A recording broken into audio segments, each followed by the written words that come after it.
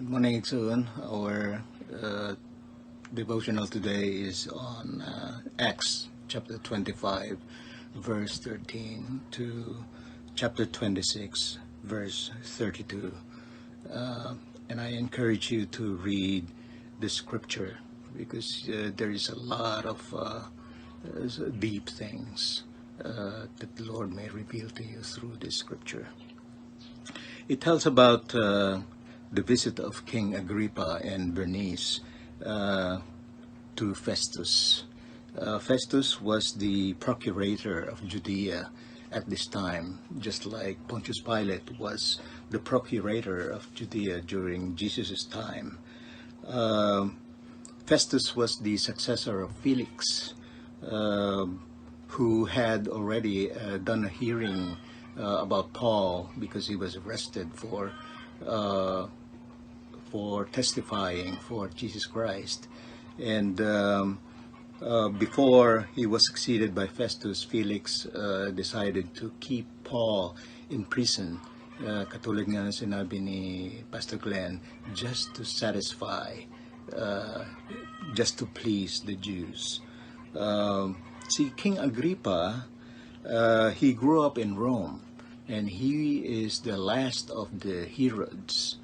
Matatandaan nyo, mga violente at saka mga psychotics itong mga Herods na ito. Yung the killing of the infants, nung panahon ni Jesus, nung pinanganak siya, yung pagpatay kay John the Baptist, yung pagpatay kay James, yung pagpatay sa kanilang mga asawa at mga anak just to keep their throne. Talagang malaki ang problema ditong Herods na ito. Si King Agrippa, dahil si Festus nga ang procurator ng Judea, si King Agrippa ang ruler ng territories outside of Judea. Si Bernice naman ay kapatid ni Agrippa, pero siya ang consort palagi na parang muse ni King Agrippa. At ang kanilang incestuous relationship is the talk of Rome.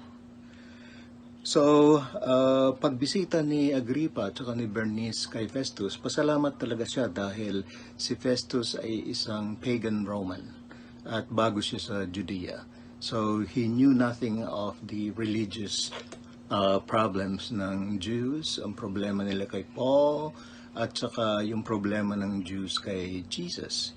So, dahil nga nung last hearing ni Festus kay Paul, at sinabi niya kay Paul na gusto mo padala kita sa Jerusalem kasi religious yung problema, para doon masettle ito.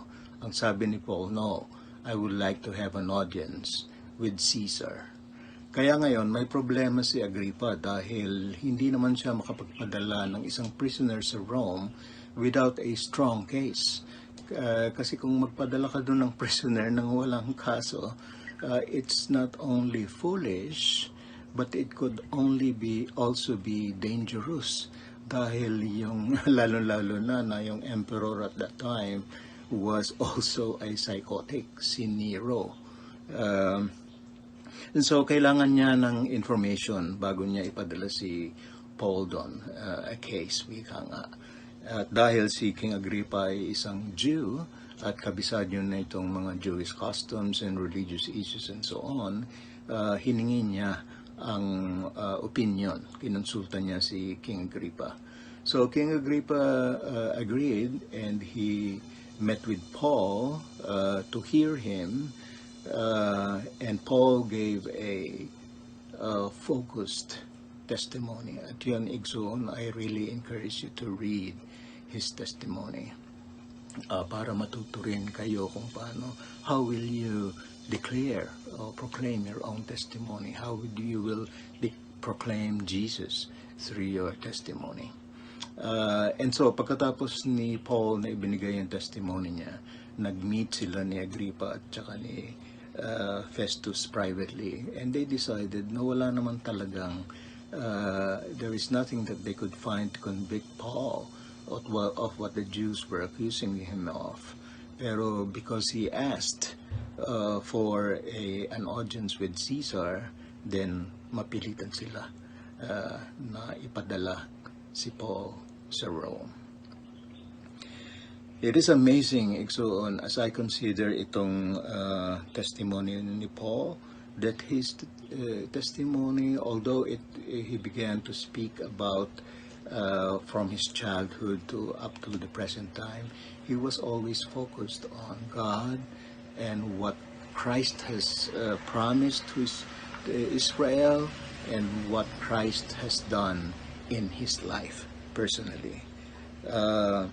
Mapapansin din ninyo, and I would like you to see as you read the scripture, na ang intention ni Paul as he gave his testimony, tawagin nating testimony, was not for his defense, but it was intended to convert Agrippa and the people around him. Palaging yan ang nasa isip ni Paul.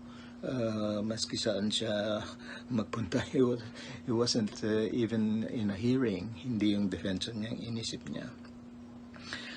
So he started talking about his young life, na alam naman ng mga Hudyo ito that he was a dedicated Pharisee, that dahil sa kanyang zeal ay pinapersecute niya yung mga Kristiyano at the time, and he described these times as times of disobedience to God.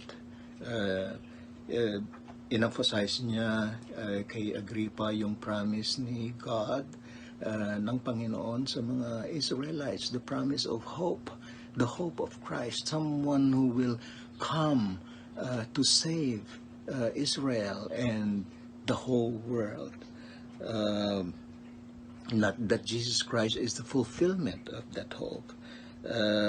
Tapos binigay niya ang kanyang testimony on how the Lord met him in the Damascus Road, and from that time on, his words and his life is nothing but obedience to the vision and the call that God has given to him. I'm also amazed, Igsoon, as I think about all these things, ang significance ng gospel in our lives. Because as we proclaim the gospel with our thoughts, with our words, and with our life,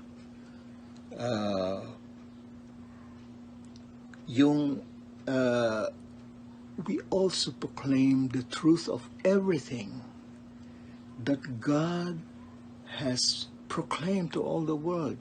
Katulad ng the creation.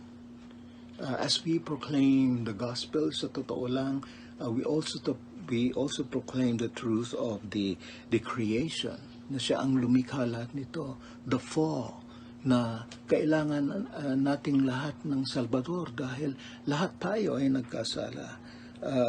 Kanina nagbabasa ako nung the book of Isaiah, nakikita ko yung ng the rise and fall of kingdoms, yung mga judgments on Babylon, on Damascus, and Edom, and all of these kingdom, lahat yan pinoproclaim natin as we proclaim the gospel. Pinoproclaim natin lahat ang mga katotohanan na yan. And most importantly, we proclaim the grace and the love of God, in that while we were yet sinners, Christ died for us. And more importantly, Igsoon, ngayon,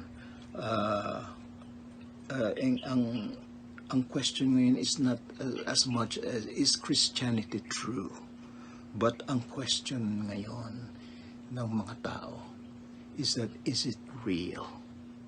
Is it real? Meron bang meron bang does it amount to anything in our actual lives? Ganun ang tanong ng tao sa isipan nila.